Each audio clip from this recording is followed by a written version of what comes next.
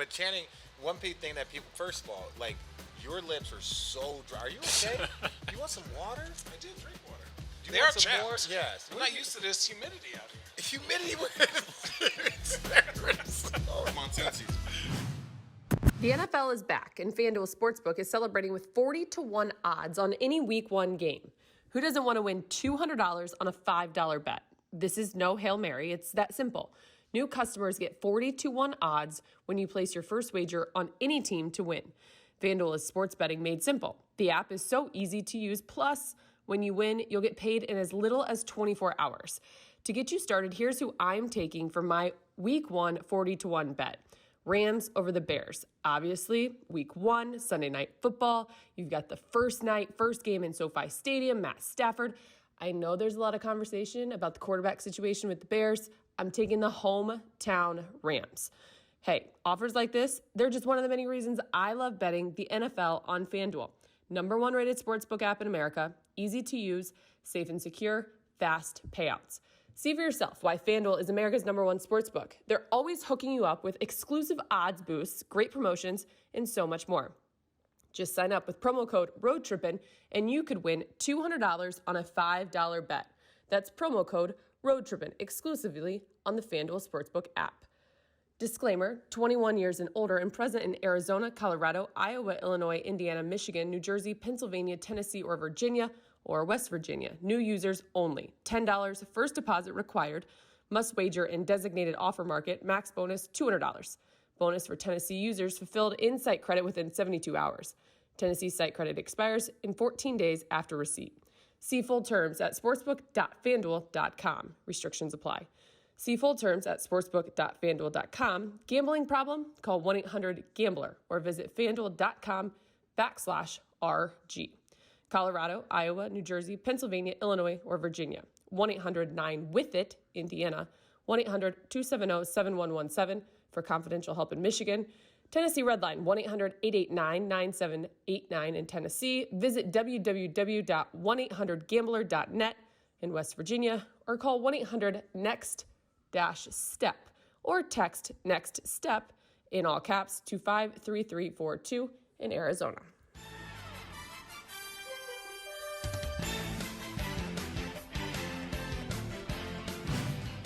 Welcome to a special edition of Road Tripping. I'm Richard Jefferson hosting, so you know this is going to be weird. I'm just replacing Allie Clifton, who's got a little bit of a break right now, but we're so excited to be a part of the FanDuel Sportsbook launch here in Arizona. And with that, we have two amazing, well, Channing's here too, but no one cares about that. We have two amazing guests, Cam Johnson and James Jones, a.k.a. Champ. How you doing, Champ? I'm great. Good to see you, RJ. It was good to see you. We're gonna talk over the young fella here. We're gonna do some grown folk about this young man. How you doing, man? Welcome, Cam. Thank you. Thank you for having me. He's 25. He's 25. I know. He did his homework. He did his homework. He got drafted. It's crazy how I didn't age. I'll stay 25 my whole career. I was like, I didn't know they drafted people that old, right? Unless you were like from Africa. If it was like Dikembe, who was like said Serge Ibaka. No, these jokes aren't funny. I mean, there's always rumors about how old some of these guys are. You never know. Yeah. You never know. Thanks for not lying, Cam. Of course. Thanks for not lying. I don't think I could hide it. No. So. You had a well-documented history. Yeah. Do you know anything about Cam's history? I went to North Carolina. Do you know where he started at? Nope. I know Cam got a jumper in the NBA. I'll be honest. I don't like college basketball except for the University of Arizona. Fair. I think it's unrealistic. I think it doesn't relate as much. But I thought, Cam, watching you your rookie year to where you are now, I've seen big progression. I thought you were huge for them to be the Suns to be successful last year. So all what you did in college does not matter to me. So not one bit. I don't care if you won 4 championships. Who you are in college is not who you are in the NBA, and you're a winner in the NBA, which is all that matters. That is all that matters. But he did have one of the coolest draft moments of all time that didn't include him. He had literally one of the coolest draft. But you know what I'm talking about, Yeah, right? Kobe. What? Yeah, Kobe. When Kobe was just like, wow. Yeah, he was talking about Cam getting drafted. Yeah. That's one of the coolest. Oh, I've seen that. I never knew who he was talking about. That was the wow. I think the draft is awesome. It's awesome. I hope No, but Sorry, that's Turner. I'm just like, okay, cool. He might get traded, so why am I hyped? So let's see if you can play for real or not. True.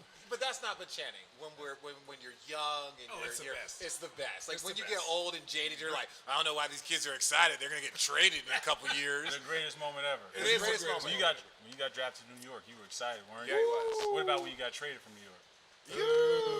I was sort of excited because it was a new chance, and I actually got to play with James, right? And that was weird. He was the only year he didn't make the playoffs. Yeah, I know. But we had talent on that team. A really good team.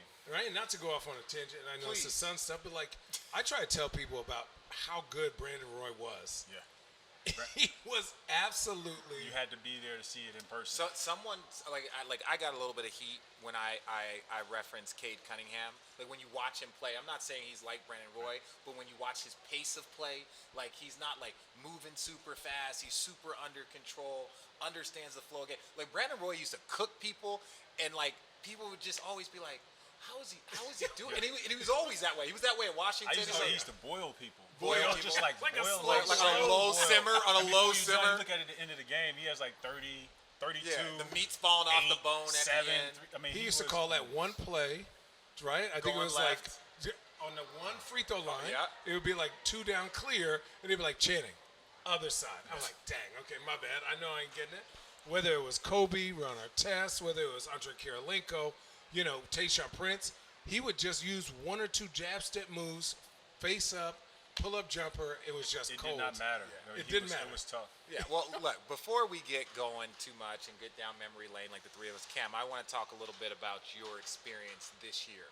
I had the pleasure of going to the finals my first 2 years and losing, so I completely understand where you're going, where you're coming from. Channing never had that type of success. I don't know if James Jones did. He just won championships. But take me through like this experience. Take me through this experience this year.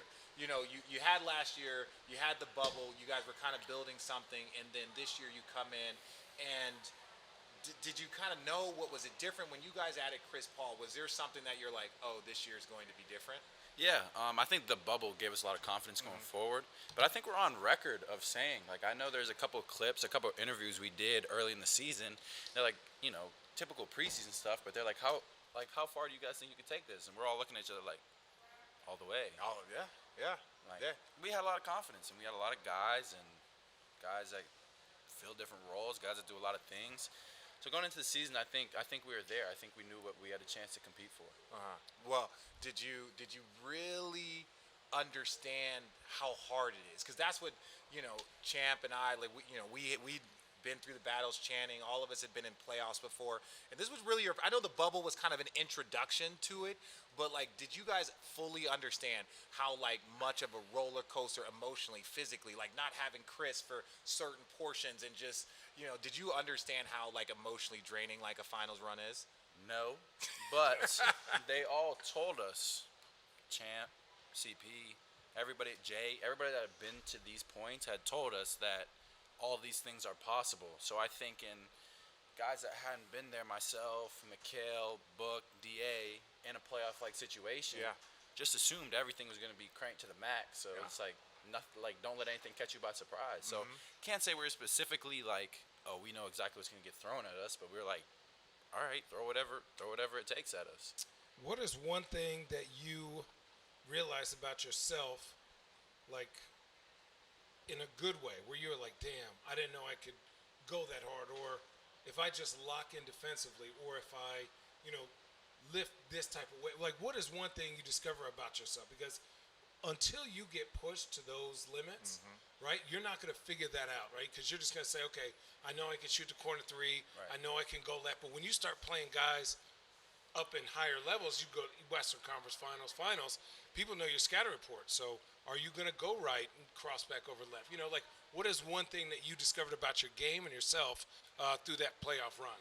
One thing in specific for me was the defensive concepts and rotations and how they kind of ratchet up, obviously, as the playoffs come along, because the other team's trying to run, their personnel. Like, as much as they know our tendencies, we're understanding their tendencies.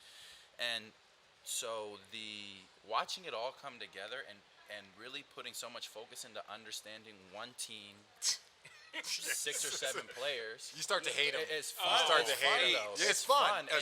and you feel like you learn so much about defense in general. I mean, you can listen, play all your life, but I learned probably more defensively in that 2 months than I had the whole rest of my career. Yeah, well, so like having Champ and having veterans, because like Champ, I know you're in the front office, but I know you are an involved front office. Like I know you communicate with the guys. Like you're telling them what you see. Like, did you see a change in your young players from like the beginning? What was the message that you were kind of telling them that like, hey, we can do this, but this is something that you have to pay attention to. It's going to be fucking hard. It's going to be this. It's going to be that. What was something that you were kind of communicating, and then you were like, oh, I think they might be listening and understanding. Compete on the strength of your fundamentals, right? Okay. So I always talk about. He talked about defense, like more than anything in the playoffs, it's all defense. Yeah. Your best players are going to take the shots. You know, Chris is going to take 20 shots. Devin's going to take 20 shots. You're going to get 3 or 4. Mm-hmm. You have to take 3 or 4 really good shots, and you can't make mistakes on defense. Because in the playoffs, one bad rotation is a run. You're subbed out. You don't play. And You so might not play another game. What I saw with our younger guys bad from the feeling. first playoff series, first game, was just their attention to the defensive rotations. And so you see some instances where 5-6 passes, I'm thinking like, all right, young guy, weak side, low guy, it's going to be a breakdown. And they're in the right spot. And I'm like, okay. And then the next game, same thing, 8 passes, low guy, supposed to tag, close out, force some baseline. And I'm like, I was expecting that to be a wide open shot, and we made them do something differently. Okay. You know? And so like I had a chance to see them in those defensive moments where I'm expecting like, all right, that's PG. And PG is going to win this matchup. And I'm like, oh, he held his own. Yeah. That's growth for our young guys. And I said, okay, if they're comfortable and confident in those moments now, I can't imagine what they're going to be like after they review the end of this series and gain confidence and say, hey, man, we just did that? Oh, man. Well, Watch out. and beating the Lakers now beating the Lakers in the first round, that we understand respectfully that they weren't 100%, but you still beat the Lakers. LeBron James was on that floor. They had a ton of guys with a ton of experience, and they were the defending champs. Like when you guys, and look, I know sometimes that people say, oh, you're too young to really know what's going on. It's like, no, that's you out your damn mind. Like, if anything, I'm young and somewhat starry-eyed, right? Like, what was that like going against, you know, the greatest player of this era, defending champion, defending finals MVP?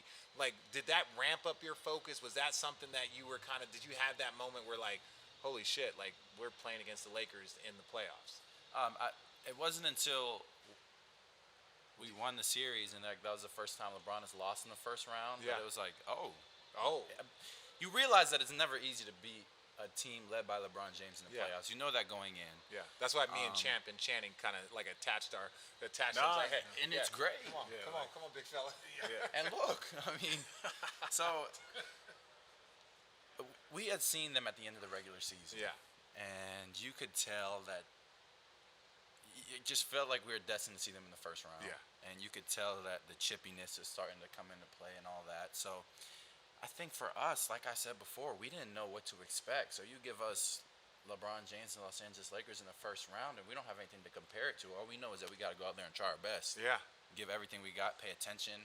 That scouting report for that, couple days in between, the end of the season, that first game was so detailed. I mean, we'd sit there with coaches and go over rotations and assignments, and if you're guarding this guy, do this. If you're guarding that guy, do this. If he gets the ball at the elbow, force him this way.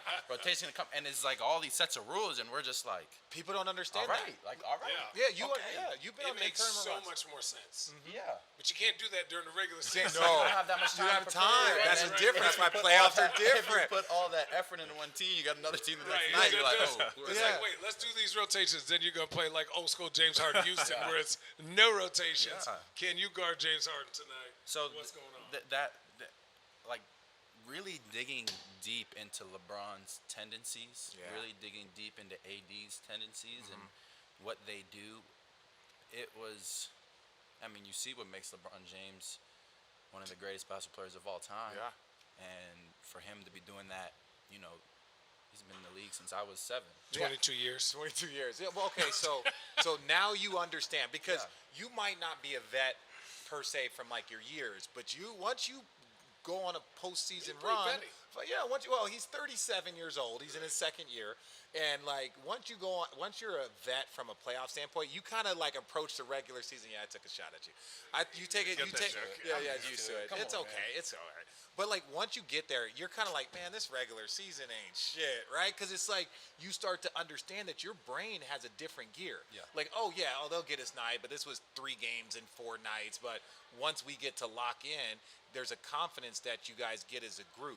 What was something that you guys talked about, like privately, like when the coaches were gone, when this was gone? Was there a level of accountability for each other? Was there a level of picking each other up? Because even in that first round, I believe you guys were down.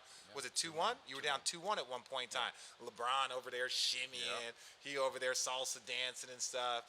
You know, what was that kind of like? Hey, we got to pick ourselves up. We all watched the Lakers Warriors together at CP's house.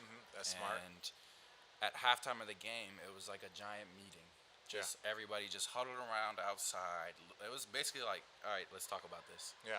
Like, either one of these teams will be playing, and guys who have been in the playoffs before, say what you need to say, and guys who hadn't, say whatever you felt like you had to say. And I remember Jay saying, guys, I just came out for a championship run, and the biggest thing that is required is that kind of connectedness, that kind of ability to withstand going down 2-1 in a series and being able to bounce back. And then he looked at all of us and he was like, I need to know that, when we're on the court together, that if I look around the court, I know that y'all have my back because y'all will know that I have your back.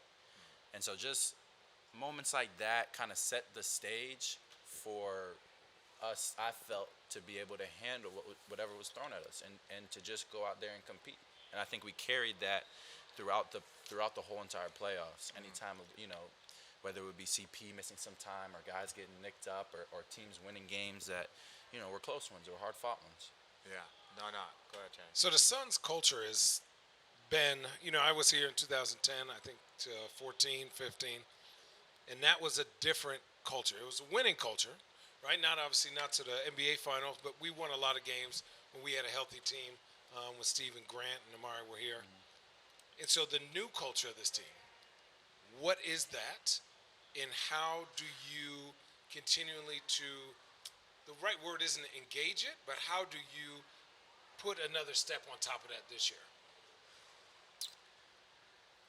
I think the biggest thing is we're a working team, and we're a team too. So you hear a lot of, when you get to the NBA, it's super individual. You're not going to have a great relationship with your teammates. But I think our whole team has a... Those are bad teams, by the way. Yeah, those are bad teams. Those are only bad teams. Those are bad teams. Make sure horror stories. People are like, if you're a lottery pick, you usually go to a boo-boo team. Some people say it takes away your love of the game, or the business side, all these things. But my 2 years here, it's felt more like college, where you have relationships with your teammates, you spend time with them, and you honestly feel like you're playing for the city. You're playing for your guys around you, rather than just going out. It's a great city to play for. It's a great city. I love it here. It's a great city. We're both from Phoenix. We're both from Phoenix. We're both Phoenix. You didn't do your research, but that's okay. I knew he was from Phoenix. No, he went to a 4A school. No. I went to a 5A I was the best school. player in the state. Don't pay. Oh, what does that mean? Gatorade Player of the Year? One of us was McDonald's All-American. One of us was a lottery pick. I blossomed later. My school in high school was called Moon Area High School. There we go. See, come on, man. To the moon. To the moon. Champ, to the point about Channing talking about culture. Like Greg Popovich used to joke and say, the Spurs were like a college culture. You, with your success, and I just can't state it enough. Like, you played in the league for 14 years. 14. You were never on a team with a losing record. Nope. And you only missed the postseason one time. When you played with It Channing. wasn't my fault. Which again, I was still trying to discover don't get me myself. wrong. Like, if shit's gonna go bad, it's gonna go bad with Channing around. So we are still 500 though. We're a rebuilding team. Well, okay. Anyways, in the West. Young Brandon. Point being of that is you were around great cultures. Like, it's hard in the NBA to win. It's hard to be consistently good. And it's not like you were on a bunch of teams. You were in Indiana, and I remember those teams. We played against you guys in the postseason, in the Miami teams. Then all of a sudden you go to Portland. So you were on a lot of success. How did you try and take all the pieces from those different cultures and start implementing them here in Phoenix? I mean, well, all those teams had a common thread. Every guy on that team loved to compete, and at everything basketball related. And so when you stepped on the floor and you're playing one-on-one, every guy wants to win. Yeah. If you're playing 5-on-5 and you're keeping score, who's getting defensive stops, every team wants to win. You don't find very many guys on our team. You won't find a guy on our team that's like, oh yeah, you can have that one. you can have that one. I'll get the next one. Yeah. And that's that culture of work and competition. And so, if you think about like college environments, usually when you're in college, all guys do is play basketball and compete at everything: horse, one-on-one, sprint drills, suicide drills. And so we wanted to make sure that we had the types of guys that would embrace work and competition. And that's where they shine. And so when you look at us on the floor, some nights we're going to be outmanned physically. Some nights we're going to have more talent than us. But our guys will always step on and say, hey, they won't outcompete us. They won't outwork us. And that's where they get their confidence. So one more. When we're talking about Chris Paul having the dinner at the house, right? That sounded like 100 dinners we had during our camp. Dinners, some drinks, and it was, we would go over to Bron's house, or we would go over to K Love's house, and we would just do a dinner and just be around each other. And even when we were annoyed with each other, we couldn't stand each other, or people were beefing, not in a negative way, in a brother way.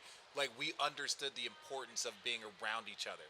The Chris Paul addition, having that leader there, what did that mean? And do you see similarities? Because I've never played with Chris Paul, so but he's obviously a Hall of Famer, he's a legend. But are there similarities between him and Bron and how they try and bring people together to push towards a goal? Oh yeah, they care about their teammates, right? And that's the most important thing for them is not just winning, but helping their teammates win, right? And there aren't any limits to how far they'll go to help their team win. So if that means having dinners, great. That means bringing guys in and listening to them. If that means spending extra time away, going to a guy and meeting a guy where he is to bring him up to where you want him to go, that's what those guys do, because that's their nature. Their nature as leaders is to lead a team to victory. And so having Chris, a guy that if you ask anyone that's ever played with Chris, they're like, he's the most competitive guy. All he wants to do is win, but he doesn't want to win for himself. He wants to win for the team, and it's genuine. So it's not tough to take criticism from him because you know where it's coming from. It's not, hey, you're holding me back from winning. He's like, no, this is holding you back from winning. So listen to me. So that's why he's been so instrumental for us. I think one thing that I've always noticed about you is your assessment of talent is pretty dang spot on, right? And I've watched as you worked your way pretty quickly up to, you obviously got Executive of the Year or whatever. But for me, just whatever.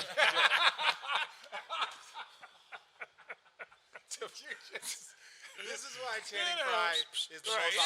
He's like, look, you got the MVP or whatever, but you're a good player. You're right. But for me, right, and we talk about everything whenever we see each other. You always have friends or teammates who, when you see them, you feel like I've seen you every single day. Right. It's just one of those things. And so, talked about college. What is one thing you look for in college players, or guys you want to draft, or guys you want here, right? What is 2 traits or 3 traits? Again, you said competitiveness. You said they want to compete. What are some other things so people listen? It's hey, you don't have to be the best shooter. Right. You don't have to be the best rebounder, but you got to compete. You got to try. So those are behaviors, right? The competition, the working part, those are just your actions. It's your behavioral pattern. You're going to come every day and you're going to give what you have. I look for capacity. I think what happens in our game too much is people talk about potential. Yeah. A guy potentially can do something. Yeah. He can't shoot now, but if he works at it in 2 years, maybe he'll be able to play. Well, I understand as a player at this level, when you're playing against the best in the world, you have to have something you can hang your hat on every night that gives you confidence that if I do what I'm supposed to and I continue to work on these other things, I can survive. And so for me, I look at a college guy who has experience, has been there 3 or 4 years, has demonstrated over 3 or 4 years, he can rebound at a high level. He can pass at a high level. He can shoot at a high level. I'm confident when he comes in, he'll say, okay, I may not be bigger than him. I may not be faster. It may take me time, take time for the game to slow down. But my identity is I know I can score. And I've been scoring for 3 or 4 years, and even when things are bad, I can lean on that. So I'm looking for guys that have the capacity to do the things that translate here. If you can defend, there are multiple ways to defend, be a team defender or whatever, but that's what it's about. This episode of Road Trippin' is brought to you by Bourbon Time. Even if you don't have a traditional 9-to-5 schedule, there is no denying that this past year has changed the way that work and rest intersect. Without a designated office to come home from, we're missing that natural break in our days. Our friends at Jim Beam recognize this phenomenon and they want to help us out. Beat the burnout and start blocking off the hour of 6 to 7 p.m. as your me time, where you can do what you love for you and only you. And what better way to spend my me time than with my feet up, enjoying a nice smooth glass of Jim Beam. So let's make the idea of Bourbon Time a reality. Join me in reclaiming 6 to 7 p.m. as the happiest hour so you can do whatever it is that makes you happy. And if that involves a glass of bourbon, remember to drink Jim Beam responsibly. Jim Beam Kentucky Straight Bourbon Whiskey, 40% alcohol by volume, copyright 2021, James B. Beam Distilling Company, Claremont, Kentucky. The NFL is back, and FanDuel Sportsbook is celebrating with 40-1 odds on any Week 1 game. Who doesn't want to win $200 on a $5 bet? This is no Hail Mary. It's that simple. New customers get 40-1 odds when you place your first wager on any team to win. FanDuel is sports betting made simple. The app is so easy to use. Plus, when you win, you'll get paid in as little as 24 hours. To get you started, here's who I'm taking for my Week 1 40-1 bet. Rams over the Bears. Obviously, Week 1, Sunday Night Football. You've got the first game in SoFi Stadium, Matt Stafford. I know there's a lot of conversation about the quarterback situation with the Bears. I'm taking the hometown Rams. Hey, offers like this, they're just one of the many reasons I love betting the NFL on FanDuel. #1 rated sportsbook app in America, easy to use, safe and secure, fast payouts. See for yourself why FanDuel is America's #1 sportsbook. They're always hooking you up with exclusive odds boosts, great promotions, and so much more. Just sign up with promo code ROADTRIPPIN and you could win $200 on a $5 bet. That's promo code ROADTRIPPIN exclusively on the FanDuel Sportsbook app. Disclaimer, 21 years and older and present in Arizona, Colorado, Iowa, Illinois, Indiana, Michigan, New Jersey, Pennsylvania, Tennessee, or Virginia, or West Virginia. New users only. $10 first deposit required.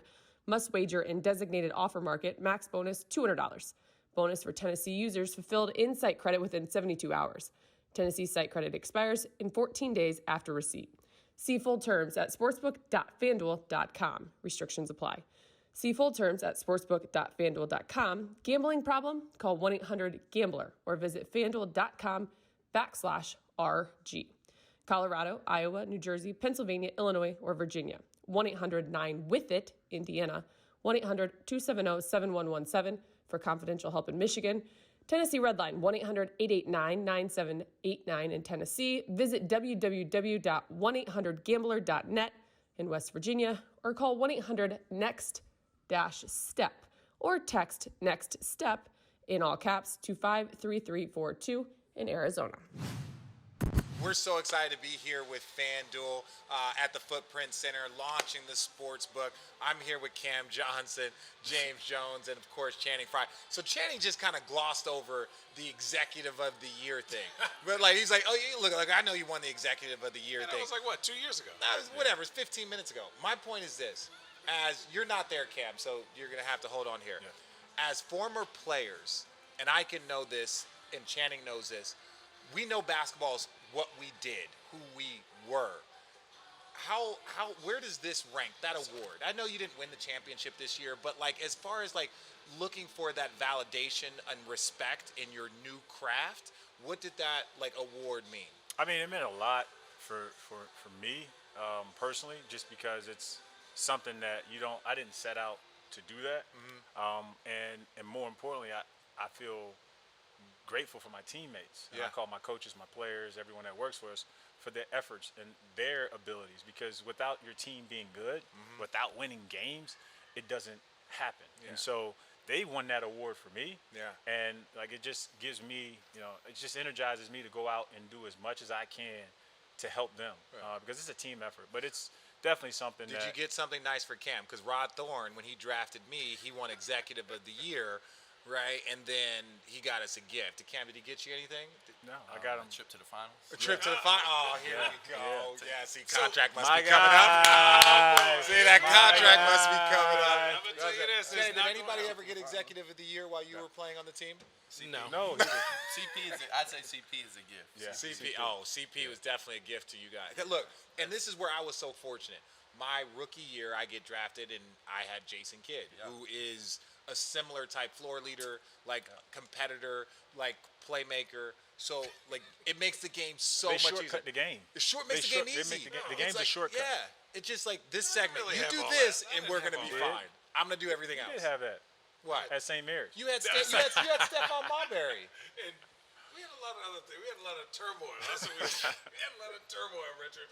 I was over at hanging out at Richard's house more often complaining about my team. Like, damn, this can't be real life. And then Malik Rose would be like, Channing, this is not how the NBA is. Well, Malik came from San Antonio, which was a just very like, different what is culture going place. on? Oh boy, yeah. When you're on a bad team, sometimes it does make you feel like, dang, I don't know if I love that. So Getting this whooping by 50 ain't it. So I want to talk about some of your as you say.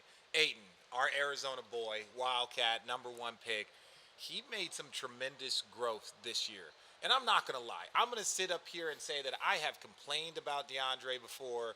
When I saw him shooting threes, and when I saw him shooting jumper, it doesn't mean he's not skilled or doesn't have that ability, but I'm like, this dude's built like David Robinson. Like yes, that should be that should be a cherry on top of what he can do. But like when you guys brought in Chris Paul and you could see kind of like how his game started to really mold into a dominant big man, not just a roll to the rim, but post moves, some post work. Like, was there like an individual thing that you had a conversation with him, because his game started to evolve in a much quicker once in probably the last 18 months? I just told him I try to simplify it for him and tell him to focus on the things in the areas where he could dominate. Yeah. Right. Like, if you think about where he can excel the most, those are the areas where he can help our team. Our team is built on the perimeter, and the entire interior is his. So if you want to score down there, you're not fighting and competing with anyone else. Yeah. We'll concede that. There's to you. no one else that You posts just up. have to go and attack that. And so it's like, don't stand on the perimeter shooting threes. Yeah. Our guards will do that, and you won't find them down there trying to post up and take your jump hooks. Yeah. So he embraced that, and I think with Chris and our teammate, just the chemistry amongst our team, it allowed him to find his zone. Because with big guys, all the big guys it's want wor- to it's nothing venture to the worse than perimeter. big men that just want to Oh, stand Channing outside knows and you got a fucking straight shoot. Channing ratchet. They just Straight they ratchet. just want to be on the perimeter. When and you're shoot a threes. specialist, Cam's when looking you're looking at you like now, like, are you a listen good to him. shooter? The No, reason he's a good I shooter. am the way I am is because of this guy. He goes, Channing, if you're gonna be a specialist, be a specialist. There is room for you in this league for a long time. And I said, really? He goes, man, when I was in Phoenix, we did this. Channing, you have an opportunity. Where did I go next year? I came to Phoenix and absolutely barbecued the whole league and barbecued on the rest, and we won a chip on it, because if you can't double team the best player, then it's not on me. Right. Then we're playing 4-on-4. That is a skill. That is a thing that teams will pay a lot of money for. Playing 4-on-4 with a guy like Devin Booker and Deandre Ayton rolling will make you lots of millions of dollars. So don't be fooled by all this. I'm not posting up. I'm playing with Kevin Love and Braun and Tristan. I don't need to go down there. Come on down here to Fry Island. Channing, I play with you in 2K. Oh, okay. Do you play with Richard? Did you ever play win? with Richard? Did you ever No, you win? don't play with Richard. Nobody plays. Come on, man. My corner To have a three. big in 2K that can shoot, sometimes it's just. It's just yeah. Feels good. But Oh, now you gotta drink that water. But DA found his own. He found his own. He Which- did. and that was and I was big so for us this happy. year. I was so happy because it was like I saw him dominate Arizona, mainly on the interior, but he's skilled. But it's like David Robinson, when you make that comparison, it's like the physicality, the size, the ability to run. It's not like David Robinson wasn't Shaq. He was a skilled big man. We're older, so it's the Rick Smiths, it's the Patrick Ewings. Those are the forgot guys. about It's Ricky like, Smith. no one's trying to take away your growth of your skill, but like you can see that there was a trend of like more, not to your point, the area where you could help the team most or where they needed the most help wasn't getting the most attention. Correct. Right? And that was the part for me where I'm like, dude, you could be one of the best big men of this era. for the next 15 years because he's only what 22. he's like 16 23. right now. 23. Yeah. I'm not great with guessing ages. Like, it's not great. It's close. Something along those lines. But go ahead. I'll say, as a big man, the most dangerous and the best part that feels great is when your mind is quiet. When you go out to a game, you don't have to do anything that is, like you said. I'm not trying to do a little bit of you, a little bit.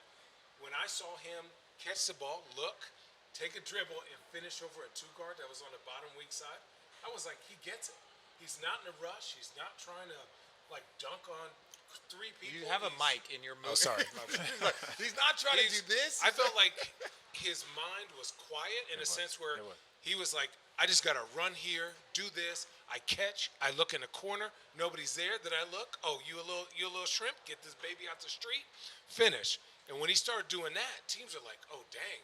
We can't rush him. Yeah. Right? And then he was catching behind the lobs. And he was just doing things that were so simple that he started to get his confidence from it. And then his energy started changing defensively, where he was stopping the ball and then getting back to his man on the lob, right? Which is one of the hardest things to do in the NBA as a big man, especially when you have guys rolling behind you. Especially when you're as athletically gifted as yourself. Yeah, that ain't me. Listen, I'm a positional defender. I'm in the right position. Me playing defense, that's 50. Right? That's 50-50. I'm there. Coach, I'm there. I just can't move. Right? Got to get the knees. I gotta get the knees. I gotta get the flex all on the knees. Yeah, that's not what I'm in there for. You can take this too. I'm be up one by the time we get back down there. Cam, I'm sorry, Cam. The locker room was like this. But nothing louder with Shump and Kyrie and Jordan. Congratulations on Shump on Dancing with the Stars. Does that mean he's done playing basketball? Yeah, he's doing Dancing with the Stars. Shut doggy. You didn't know that? It was on the text I chain. did not know that. It was on the text chain. I did not know that. Okay. Congrats. Man. That's gonna, He'll first of all, win. he's gonna win it. He'll That's win. why I literally said on the text chain, I'm like, wow, Shump gonna win. He gonna win. Cam, I want to ask you. Okay, everybody learns a lot, this and that. What did you learn the most? And don't take this the wrong way, which is always a bad way to start a question. Yeah. What did you learn the most from your loss in the finals? No. I mean this respectfully because like no disrespect. You're trash. But like, hear me out. What did you learn? Hear me out. Let me give you an example, Cam. Let me give you an example. When we lost to the San Antonio Spurs my second year, Steve Kerr crushed us. Speedy Claxton crushed us. Like Steve Kerr came in the game, hit 2 threes. We could no longer double team Tim Duncan. Tim Duncan goes for 20. 19, like 20, 20, 10, and 9. He almost had a quadruple double in Game 6 of the finals. So going into the 2016 final, what I remember is thinking to myself, 8 through 12 are going to have an impact in this series. Because I saw the last time I was in the finals, 8 through 12 had a big impact. So I go in, and Champ will attest to this, I went in, got some garbage time. They gave me 5 minutes because we were getting blown out. We were getting blown out. So they gave me 5 minutes at the end of the game because they said, and I just went super hard. Richard was going I was going super hard like it was game like playing fast forward. I was going super hard because I remember I'm like, yo, like this is not over. So then game 2, get blown out again. So I get like 7 minutes and I'm going hard. Super hard. Garbage time etiquette. He broke all of the rules. I'm trying to dunk on people. Yes, I'm doing everything. He was getting to the free throw line. We like, man, come on, we down 30. And so now, get to the fast forward to game 3. Kevin Love gets the concussion, and what's our coach's name? Tyronn Lue. Yeah, that was his name. T. Lue goes, man, well, Richards played. Who should we start instead of Kevin? It's like, well, Richards played well in the minutes that he had, and then that ultimately gave us a little bit of momentum. We went small, and that worked. So I learned a lot in my loss to the Spurs because 8 through 12 had an impact. So I came in thinking like, okay, I'm one of the 8 through 12. Don't take shit for granted. Come in, lock in. You get 5 minutes, go hard. You get 2 minutes, go hard, because it's going to have an impact. So I say all that. Did you learn something from your loss that you feel like moving forward could actually give you something, to grow on? Yeah, I did. I think a big part of that was just figuring out how to stop teams and figuring out how to stop something different. The Bucks presented us with different challenges than we had seen most of the playoffs, and a lot of it was their size. Yeah. And you learn that, guys like Giannis are pretty good. And when they really get going and hit every free throw, too, it's a wrap. Then it makes it a lot harder. and it makes it a lot harder to kind of force them to do what you want them to do. And we still have arguments about what we could have done better, what worked, what didn't work. Those will haunt you for the rest of your life. We'll- They'll never and change. we'll always in have in a those. positive way. We'll Yeah. start talking, and then Yeah. next thing you know, tempers are flaring because I'm like, for some reason, we should have done this. And I'm like, well, if we would have done this. Yeah. And I think it's just that cumulative experience. That Yeah. cumulative experience, the being so close. And when I look at it, I see game 4 where we're up 9 with 11 minutes left. That hurt me for you guys. Right in the beginning of the fourth quarter, we're up 6 with a couple minutes left, and you just see them chipping away. Not that we didn't know it, but just the importance of possessions. The importance of possessions, how you're right there so much, but it turned into 4 straight losses. Yeah.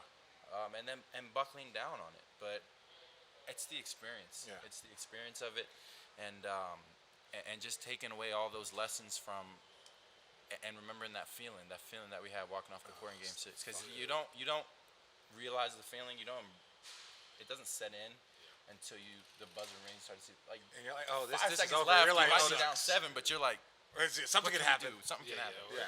So when that confetti starts coming down and you're walking off the court and they start celebrating, it's immediate, right? It's immediate. And it's just like, Because you're so locked in. When you finally take those blinders off, you're like, you see it. sorry. You see You it. see it. And then even for me, I scream, we're up 4. And I'm so locked in, like, somebody got to contest. And then somebody goes, Channing, we're up 4. I said, no, dude, get the rebound. You don't want to contest. That's the actual complete I'm opposite. thinking, but I'm so locked in, like, to every single. Dude, James was there next to me, and I asked Spiro. I was like, "Hey, I gotta go to the back. I'm about to die." That's my heart. Every possession, but like, and then in 17, that was a different beast, right? Because we were Me- like, me all and right, who T- we gonna double team? Oh, the greatest shooter of all time, just to leave the greatest scorer of all time. I saw T-Lou a couple days ago, and he was like, we were kind of talking, and he was just like, where some other people was like, man, yeah, Richard was trying to retire. I'm like, yeah, I want to retire. Then I was like, you know what? We got the best team in the league. Why am I going to retire? I'm like, this Warriors team is great. They won, 73 games, but I feel like if we play this team again, we can beat them. But they didn't show up with the same shit. They showed up. was not They the showed same up. team. They showed up with one of the baddest dudes that I've ever seen in my life, and it was like there was no beating that team. There's no beating. There was no beating that There's team. no defensive. No. No, Hell, he was like, you okay, have to get lucky and you have to be healthier. Like, Yes. At that point, that's the only shot. But Yes. that's that's the finals. And to Cam's point, when you go through that pain, what you realize is just one possession makes the difference. You make one shot, instead of losing the game by 1, you win by 1. It's You make one shot or you don't turn the ball over. Instead of an 8-0 run, it becomes a 6-0 run, and you're able to make a shot and you're able to change the dynamic of the game. So it comes down to possessions. Like one possession can be the difference between winning a title. as a shooter, I remember Alvin Gentry, and come from Portland, I was still kind of discovering who I was as a player. And so I made a game-winning shot in Indiana the night before, and then the next night we had a back-to-back against New Jersey, and I was like 1 for 16 or something like that. Just died. Just like absolute. Ew. I wasn't a back-to-back guy. Not me. So Coach goes, Channing. He looked at me and he goes, I'm going to you. And I said, right? And he goes, Channing, if we're going to play in the street and you have one chance to make one shot, one possession, you think you can make it? I said, any day of the week. So he goes, forget about the 17 you missed. You just got one. And I ended up making it. And that changed my whole attitude. I was like, damn.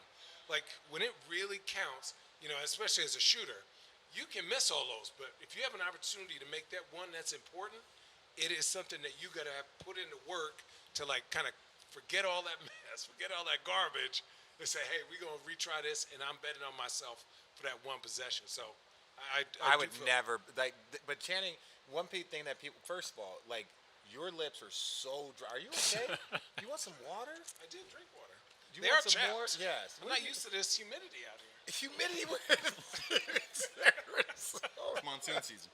Yeah, it's monsoon season. Yo, okay. So There's a Habib coming. So as let's get dry when they go. he said, I'm not used to the humidity in Arizona. Like, do y'all hear this shit?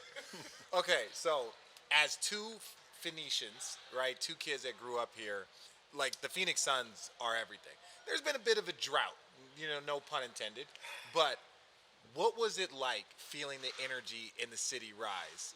right? Like this is Arizona's a different place, but I would consider when if they could pick any team to be great, they would pick the Phoenix Suns over the Cardinals, over the Diamondbacks, over the Coyotes. They would pick the Phoenix Suns.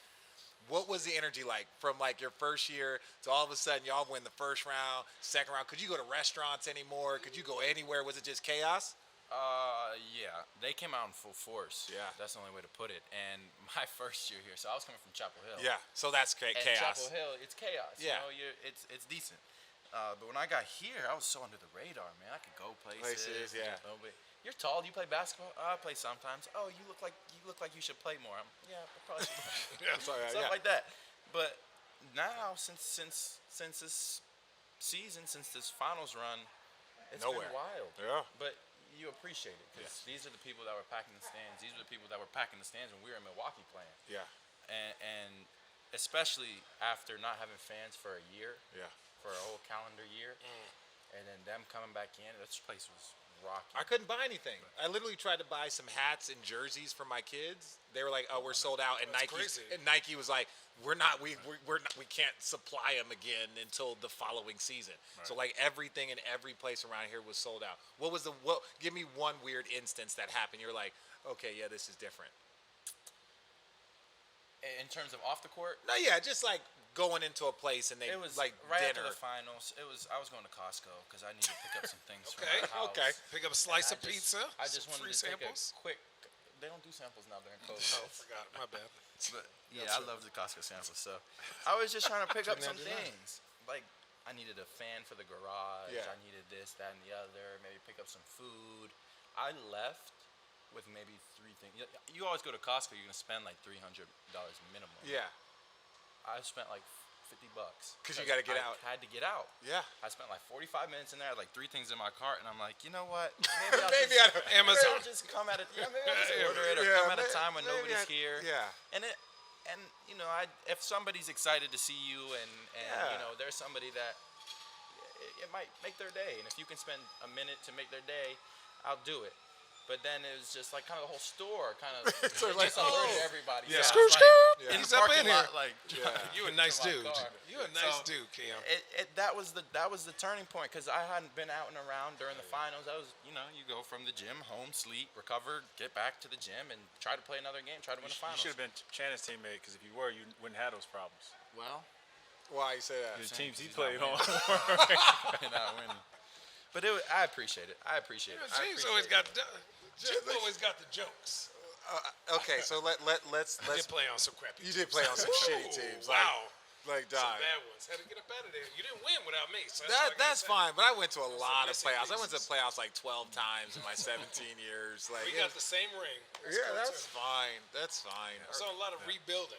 Yeah. We won 48 They're games. like, and we need didn't to make the rebuild. Who can we get? Shannon I want to close up and talk about next year. Like, not putting expectations on it. I want to talk about like your goals individually, and then I want you to talk about you. Then I want you to talk about the team, Yeah. and then Channing. I'm just here with chap lips, man. All right, Cam. So like that's one of the fun things about the postseason is that when you have this type of like success, and it doesn't mean that you're averaging 25 through the postseason, but you understand now that you have another gear. Yeah. That like Yeah. when I need to sit down in the stands, when I need to make that rotation, like I know I'm capable. What is something that you want to add to improve to your individual game for your own growth, and then also like ways that you can contribute to the team and add that? Just playing more with the ball in my hands. I have been very, very off-ball oriented, and we got guys that like to have the ball in their hands. So I just, you know, find shots, opportunities where I can. But being able to play more with the ball in my hands has been a big focus. I think I've made strides from year 1 to year 2, and I think I'll continue to make them going forward. Just adding everything. You know, like Champ said, you do your things, you do them well, you know your role. But for me, I take and I try to add in. Yeah. I try to just like you said, start with what I have. Yeah. Start with what I know I can do, what I can hang my hat on at the beginning and end of the day, and then sprinkle the other things in as I get, you know, comfortable figuring out the team, the system. So I think these first 2 years have just have just been great in terms of what I've been able to pick up, what I've been able to see that, okay, I need to be better at this.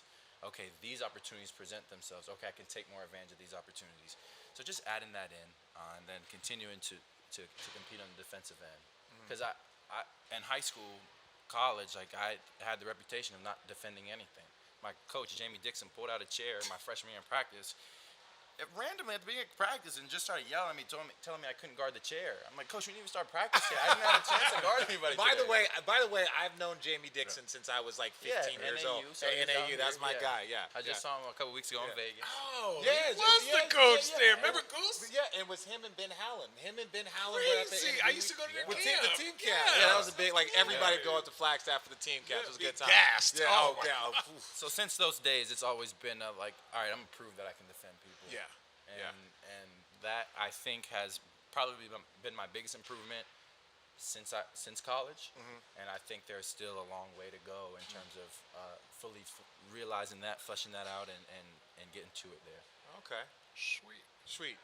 Champ, this year your team. Now you understand that last year was a different year. I think everybody understands that. It's part of the ebbs and flow of the NBA.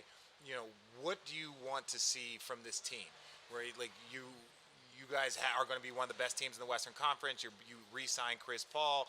You guys are bringing back all your guys. Like, championship is still the goal, right? But what do you want to see as far as growth and improvement? Because it's hard to win a championship. It's hard to get to the finals every year, but you can still be getting better every single year. Right. So for me, it's like we said before last year, which was having championship moments every game, right? Every game should be a championship experience. You should learn something that you can add to your toolbox that will help you when you get in a championship moment. But if you look at teams, like the way I think about it is, if we're going to continue to have this growth, your natural response is to say, okay, what do I add, right? Before you say, okay, where do I double down and where can I become more efficient with my base? You know, so for us, we're a team that shares the ball. Can we be better sharing the ball? You know, we're a great shooting team. Can we improve our shot quality? Those are the things that we do well. Let's continue to do those well, but even more efficiently before we add things. Because the first thing you assume is like, hey, last year we were a good offensive team, right? So we're going to be good. If we just show up, we'll be just as good offensively as we were last year, this year. And if I can add to my game, if we can add this dynamic, maybe we can beat a team like Milwaukee. Well, that's not like every year is different. And the only way you get to that point is being true to who you are, more efficient with what you do, while throughout the course of the year, those championship moments, you stack it. So that's my focus for our team. Defensively, we're a defense-first team. Let's not forget that. And then offensively, let's share the game a little bit more so that when we get into those moments, what Cam said, it's just not Devin or Chris. Yeah. It's, okay, they can go Devin or Chris, but Deandre can score in the post, and Cam can get off the bounce. And Mikal can create on his own. And you look at guys coming off our bench like Cam Payne, we want to be dynamic where they don't know where we're going to hit them, because we aren't a team that your has versatility a is we don't have a Giannis, right? And we're not going to be that type of team. We're not going to try to play that type of way because we're a team. We're a team first, like a collective. That was a good answer, wasn't That was it? a really good answer. That's like that's why he won Executive of the Year. Yeah. They're a smart guy. Or whatever. Or whatever. Whatever. Yeah, a little executive or nothing. All right, for Richard Jefferson, Channing Frye, and Allie Clifton, that was a terrible exit. I'm not good at this yet. Again, how do I exit? How do I close? You say, thank how you does guys. Allie normally close? Isn't this road trip? Yeah, another road episode trip. of Road Trip. Yeah, thanks for coming. being- yeah. Is that we're doing? We just did it. Bow. Bow. That was our close. Yeah. Allie, we miss you. Like, you're normally here sitting in this chair, so it takes some pressure off us. But guys, thank you. Nah, we thanks for appreciate having you me. so much. Appreciate you Appreciate guys. Good luck you this taking year. so Good to much see you time. guys. Yeah, great to see you guys. Good luck, man. Thanks. Hey, you guys had a hell of a year, man. You too. Yeah.